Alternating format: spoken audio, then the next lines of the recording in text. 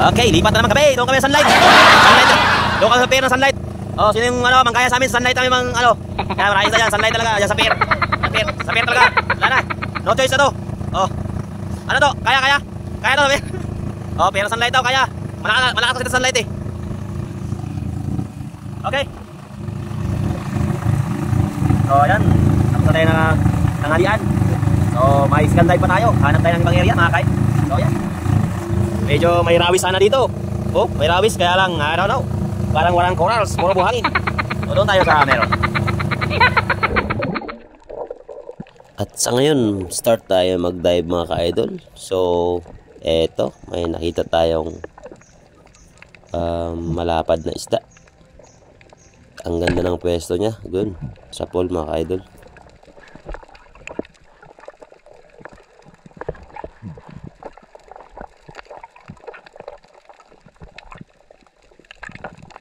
Dito naman sa part nito mga ka-idol, tamang-tama din yun sa pool. Talagang pinagpala tayo sa area na to mga idol. Pero kunting oras lang, pero okay naman mga idol.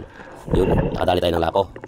So yung pinapangarap natin mga kuha tayong pakul mga idol, sana makadali tayo ng pakul mga idol. Dahil yung gusto ko sa luto ng pakul mga idol yung adobo, matagal na tayo hindi nakapag-mukbang ng ating lutuing adobo mga idol.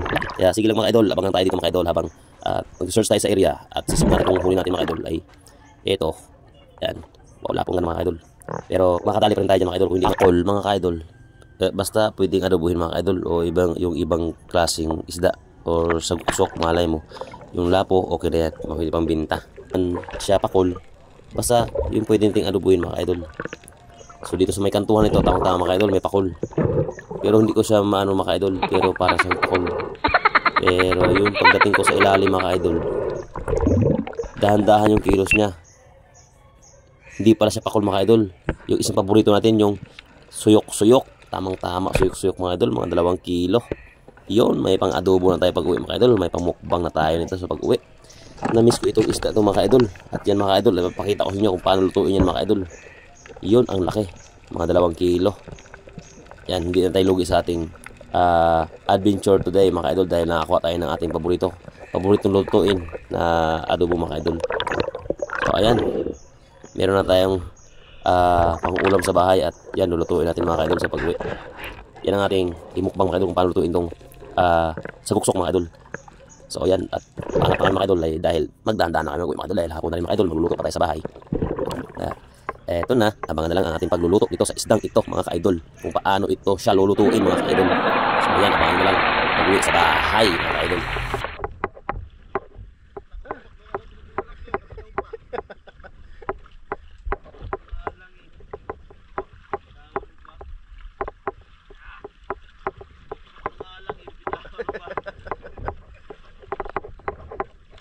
Sarap niya saguksok. Prito. Eto na ang saguksok mga idol. Simulan na natin to. Chop-chopin na to mga idol. Chop-chopin na. So yan mga idol. Ganito ang gawain natin dito sa isda ito mga idol. Dahil yan, meron siyang balat mga idol. Kailangan siyang munang balatan. Kasi yung balat nito mga idol ay yan, sukatan pa ako mga idol. Okay. Pero ito yung paraan mga idol bago siya ma-chop-chop mga idol. Kailangan natin siyang balatan. At ganito yung pagbalat niya mga idol. Yan. Para mula siyang hinuhubaran ng damit yun. Kita nyo mga idol. Ganyan lang siya pagtanggal ng ang kanyang balat mga idol. At kita nyo naman mga idol yung malaman yung ang kanyang ano mga idol. Malaman yung isdang ito. Talagang yan. Kaya ito yung mga diskarte kung paano siya balatan. Yan. So yung mga nakatikim nitong ganitong klaseng isda ay yun, masarap to. At ito yung yan, umpisa natin pag chop-chop ito. Talagang napakataba at napakalaman-laman talaga yung isda ito. At meron tayong pahabol na 2 pakul mga idol. At ito yung huli natin nakaraan mga idol. Yun. Kasi bitin siyang lutuin nakaraan. Ito yung pakul mga idol ay medyo may tigasan ang balat nito. Magkaiba siya dito sa mga idol. Saguksok mga idol, dahil saguksok. Magaspang lang siya pero malambot lang siyang ano. Pero ito yung ang balat ng pakol mga idol ay napakatigas at napaka lutong ng kanyang ano. Kaya medyo mahirap-hirap din siyang balatan at lalo na kung hindi din siya kalakihan. So kailangan mo siyang putulan ng mga palikpik para mas madali yung pag ano ng kanyang balat. At kailangan mo siyang hiwain para kasi kasi malakas ang kapit ng kanyang laman sa kanyang balat, katulad ng sa luksok mga idol. Kaya ayan mga idol, medyo makunat talaga pag sa balatan.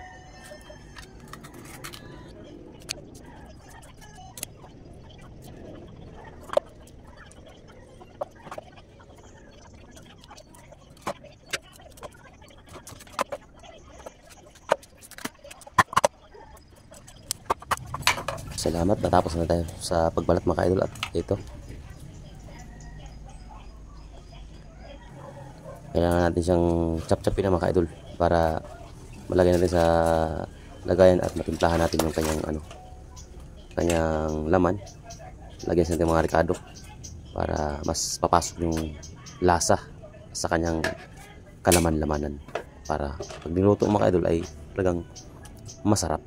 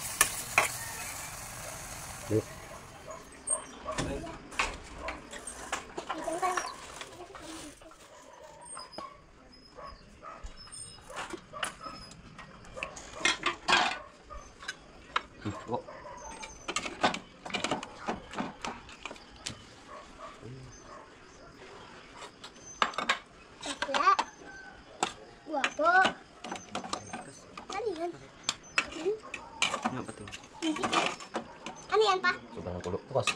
Ano yan? Sarap pa rin bukas. Ha? Sarap pa rin to. Smell is yummy. Wait. Okay, tama na kas. Ito. Ajor, atrapog niya. At yan. Yun mga kaidol, bakbakan tayo mga kaidol. Ang sarap talaga ng ating nilutong isdang ano mga kaidol. Sabuksok mga kaidol. Ito, pag makahuli ka ng sabuksok na malaki mga kaidol, talagang itong sarap na luto mga kaidol, adobo talaga. Yung tapos yung ano niya, yung malapot-lapot na kanyang sabaw. Guys, sarap mga kaidol. Yun no. Talagang sos, pagkasarapan mga kaidol. Sos! Grabe, salami ah. So yan mga kaidol. Hanggang dito lang ang ating video mga idol. Maraming salamat sa walang sawang suporta mga idol at sa palaging panonood sa ating mga adventure. Thank you and God. Pa-like na rin and share mga ka-idol. At yun po, at paki-pindot na lang din po natin yung ating notification bell para po updated tayo sa ating adventure laging ginagawa araw-araw mga ka-idol. So yun, maraming salamat and God bless po sa inyong lahat. Thank you so much po.